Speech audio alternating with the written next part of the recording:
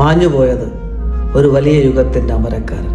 തൂലികയെ തൻ്റെ ആയുധമാക്കി മലയാള സിനിമയുടെ വിരുമാറിലൂടെ വിഹരിക്കാൻ തുടങ്ങിയിട്ട് ഏകദേശം 4.5 പതിറ്റാണ്ട് പിന്നിട്ടിരിക്കുന്നു. അക്ഷരങ്ങളെ തൻ്റെ കൂടപ്പിറപ്പാക്കി തനിക്ക് പറയാനുള്ള വിമർശനങ്ങളാണെങ്കിലും തനിക്ക് പറയാനുള്ള ഓരോ കാര്യങ്ങളെയും, അത് രാഷ്ട്രീയമാകാം, സാംസ്കാരികമാകാം, സിനിമാ വൃത്തങ്ങളാകാം, ഏതൊരു മേഖലയിലുമുള്ളവരുടെ കൊള്ളരുതായ്മകളെക്കുറിച്ചും നന്മകളെക്കുറിച്ചും തിന്മകളെക്കുറിച്ചും എല്ലാം വാദോരാതെ പരാമർശിച്ചിട്ടുള്ളത്, നമുക്ക് മുന്നിലേക്ക് എത്തിച്ചിട്ടുള്ളത് സിനിമ എന്ന മേഖലയിലൂടെയാണ്. നർമ്മത്തിലൂടെ, സർക്കാസ്റ്റിക് ആയിട്ടുള്ള ഓരോ എലമെന്റിലൂടെ മലയാളികളുടെ മുന്നിലേക്ക് ചിരിയുടെ, ചിന്തയുടെ മഹത്തായ സൃഷ്ടികൾ തന്നു അദ്ദേഹം കാലയവനികളിലേക്ക് മാറി. ശ്രീനിവാസൻ എന്ന നടൻ, സംവിധായകൻ, തിരക്കഥാകൃത്ത്, അങ്ങനെ ഒട്ടനവധി മേഖലകളിൽ തൻ്റെതായ ഒരു വ്യക്തിമുദ്ര പതിപ്പിച്ച മഹാനായ ഒരു മനുഷ്യൻ. ഏറെ വേദനയോടുകൂടി അല്ലാതെ ആ ഒരു വാർത്ത സ്വീകരിക്കാൻ നമുക്ക് കഴിയത്തില്ല. കാരണം അദ്ദേഹത്തിന്റെ സൃഷ്ടികളിലൂടെയാണല്ലോ ആ മനുഷ്യനെ നമ്മൾ ആരാധിക്കുന്നത്. പിന്നെ വ്യക്തി എന്ന നിലയിലും അദ്ദേഹം വളരെ ഏതൊരു കാര്യവും ഒരു മടിയും കൂടാതെ, ഒരു ഭയവും കൂടാതെ തുറന്നടിക്കുന്ന ഒരു മനുഷ്യനാണ്. തനിക്ക് പറയാനുള്ളത്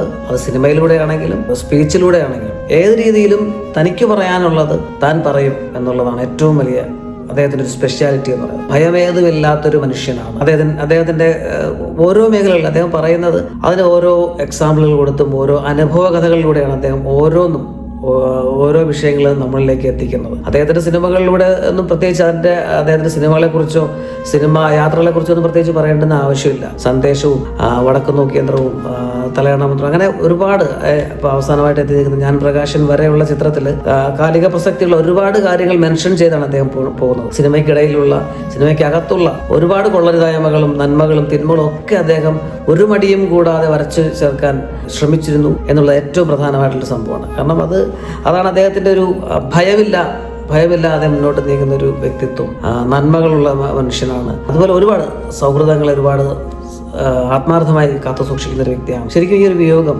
സിനിമാ മേഖലയിൽ എന്നുള്ളവർക്ക് മാത്രമല്ല, നമ്മളെ പോലെ എഴുത്തിനെ ആരാധിക്കുന്ന, അല്ലെങ്കിൽ ശ്രീനിവാസൻ എന്ന് പറയുന്ന വ്യക്തിയെ ആരാധിക്കുന്ന ഓരോരുത്തർക്കും ഏറെ വേദനാജനകം തന്നെയാണ്. പറയുവാൻ അധികമായിട്ടൊന്നുമില്ല ഈ വേളയിൽ, പറയുന്നു ഒന്നു മാത്രം, വീണ്ടും നീ തെളിയിച്ചിരിക്കുന്നു, രംഗബോധമില്ലാത്ത കോമാളിയാണ് മരണം എന്നത്. അനുവാദമില്ലാതെ, ചോദ്യങ്ങളോ ഉത്തരങ്ങളോ ഇല്ലാതെ പിടിച്ചു പറിച്ചു കൊണ്ടുപോകുന്ന ഒന്നാണ് മരണം.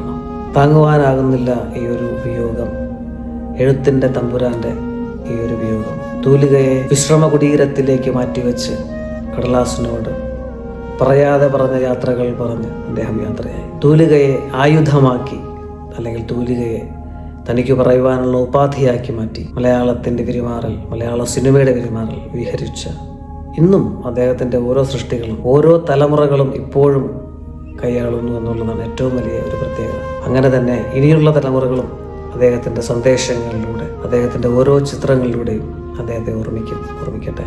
ഒരിക്കൽ കൂടി നമുക്ക് കിട്ടിയ അമൂല്യ നിധിയായ മഹാനുഭാവന്റെ സൃഷ്ടികൾക്ക് മുന്നിൽ, ആ വ്യക്തിക്ക് മുന്നിൽ, വ്യക്തിത്വത്തിന് മുന്നിൽ ശിരസ്സ് നമിച്ച് നിർത്തുന്നു. പ്രിയപ്പെട്ട ശ്രീനേട്ട, പ്രണാമം.